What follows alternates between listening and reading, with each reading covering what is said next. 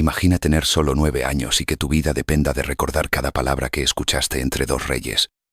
Ni errores, ni dudas. Si fallas, no vuelves a ver a tu familia. Así vivían los niños espías en las cortes reales de Europa, Asia y Medio Oriente. Hoy te contaré su historia. Y lo más perturbador, lo que les hacían cuando eran descubiertos. Durante siglos, los pasillos de mármol y las estancias doradas de las cortes reales ocultaron más que lujos y banquetes.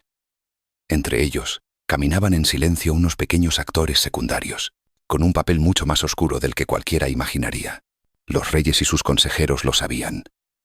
Un niño no despierta sospechas. Es curioso por naturaleza. Está en todas partes. Escucha más de lo que parece. Y es invisible para los ojos del poder.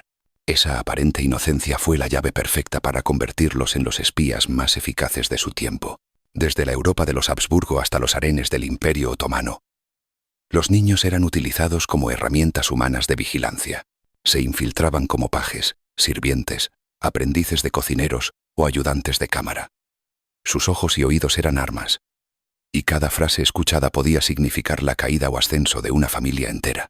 En la corte de Luis XIV, conocida por su teatralidad y excesos, se tiene registro de varios infantes de menos de 12 años, que, con apariencia angelical, eran usados para escuchar conversaciones privadas entre nobles rivales.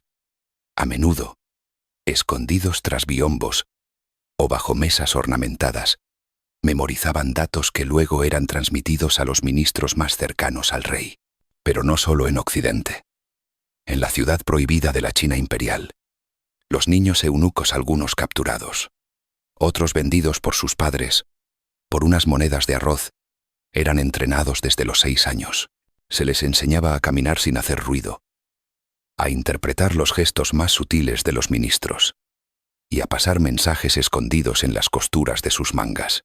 En el Imperio Otomano, los Acemi Olan, niños cristianos convertidos al Islam, eran adoctrinados en secreto para espiar a altos cargos dentro del harén, un lugar donde los hombres no podían entrar. Si descubrían infidelidades o alianzas entre concubinas y visires, podían cambiar el rumbo del poder, a costa de su propia seguridad. Estos niños no eran reclutados con promesas. Eran arrancados del anonimato por necesidad, por obediencia o por obligación.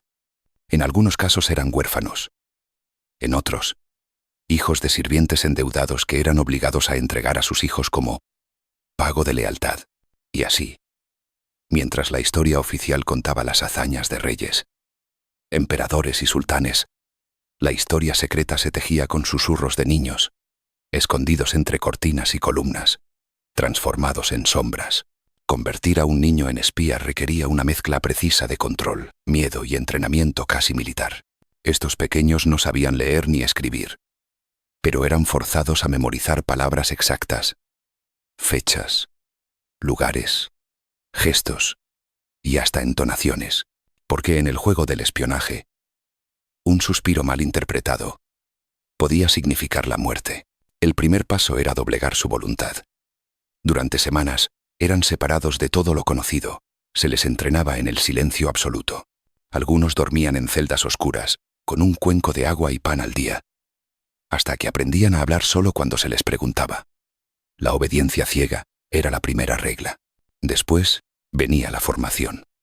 Aprendían a escuchar sin mirar, a observar sin parpadear, a repetir una conversación entera palabra por palabra con una memoria casi mecánica. Les hacían practicar con conversaciones falsas, luego con discusiones reales entre adultos. Si olvidaban un dato, eran castigados. Uno de los métodos más perturbadores se usaba en la corte de Prusia. Se les hacía presenciar una escena real de tortura a un espía adulto. El mensaje era claro. Así, acabarás tú, si fallas. Otros eran entrenados en el arte de la discreción física. Caminaban descalzos para no hacer ruido. Se les enseñaba a simular juegos mientras pasaban información en trozos de tela ocultos en muñecas de trapo o debajo de sus túnicas. Algunos incluso llevaban pequeñas agujas en sus mangas para rascarse el brazo en momentos clave, una señal convenida que activaba o detenía operaciones. Los más eficaces eran usados una y otra vez, pero nunca eran premiados. Ser eficiente no te garantizaba protección. Al contrario, cuanto más sabías, más peligroso eras para todos. Cuanto más sabías, más peligroso eras para todos. Muchos de ellos ni siquiera sabían para quién trabajaban. Les hablaba un mayordomo. Le informaban a una mujer de la corte. Recibían una señal escrita en el vapor de un espejo. Y nada más. Eran marionetas con la cuerda en manos invisibles. Y si alguna vez creían estar seguros, bastaba una palabra mal dicha para perderlo todo. El fracaso no era una opción. Para un niño espía, equivocarse era traición. Y la traición, en tiempos de monarquías absolutas, no tenía piedad. Los castigos no eran siempre públicos. Muchas veces eran más crueles en su silencio. El niño simplemente desaparecía. Nadie preguntaba. Nadie lloraba. Porque preguntar podía implicar que sabías algo. Y saber algo era una sentencia. En las cortes españolas del siglo XVIII hay registros de jóvenes sirvientes retirados al monasterio. Una forma eufemística de decir que fueron recluidos en conventos o abadías, incomunicados de por vida. En Tocaro, en otras ocasiones, eran enviados a América o África, como criados de algún noble exiliado, convertidos en fantasmas del imperio. En el Imperio Otomano, los niños que fallaban podían ser marcados con hierro caliente en la espalda, una letra, un símbolo, o incluso el nombre del visir que los condenaba. Algunos eran arrojados al mar envueltos en mantas, como castigo silencioso por haber traicionado la confianza del sultán. En Inglaterra la práctica era más refinada, pero igual de cruel.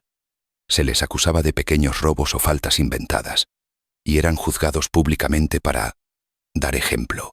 Un niño espía de 11 años fue ahorcado en 1611 en Londres bajo la acusación de espiar para España. Aunque los verdaderos documentos nunca salieron a la luz. Otros eran forzados a tomar venenos lentos, que los enfermaban durante semanas. Morían con diagnósticos como fiebre palúdica o mal infantil. Y nadie escribía su historia. Y había quienes, en un acto desesperado de redención, revelaban lo que sabían a quien no debían. Y entonces el castigo era aún peor. Eran utilizados como trampa, cebos vivos para atrapar a traidores mayores. Un último uso antes del olvido. No son leyendas. Algunos de estos niños dejaron rastros en la historia, fragmentos que han sobrevivido al tiempo como ecos de una infancia perdida. ¿Y cuántos más hubo cuyos nombres jamás sabremos? Niños convertidos en ojos y oídos del poder. Almas que fueron sacrificadas sin que nadie los recordara. Muchos de estos niños nunca dejaron constancia de sus nombres. Fueron herramientas de poder, sacrificados en nombre de la política. ¿Cuántas intrigas reales se habrán evitado o desatado por una palabra mal recordada por uno de estos pequeños? Quizás el destino de un imperio estuvo alguna vez en la mente de un niño.